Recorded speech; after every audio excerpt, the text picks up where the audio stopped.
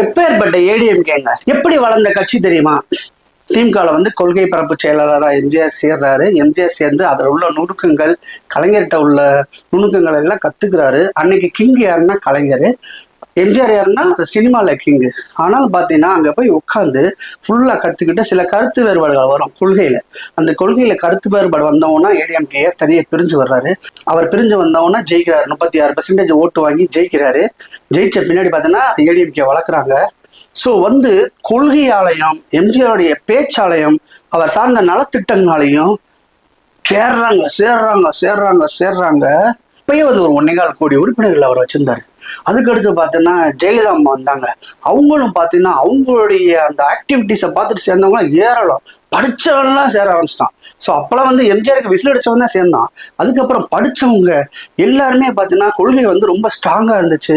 எதை எதுக்கணும், எதை செய்யணும், எதை செய்யக்கூடாதுங்கிற தெளிவாக இருந்து அப்படி வளர்த்தாங்க. பயங்கரமாக வளர்த்து 1.25 கோடி தொண்டர்களோட கொண்டு வந்து நம்ம வந்து ஏடிஎம்கேயை ஒப்படைச்சாங்க. அப்பேற்பட்ட கட்சி உடஞ்ச உடனே நம்மளாம் தலை குடியிற நிலைமை ஆயிடுச்சு.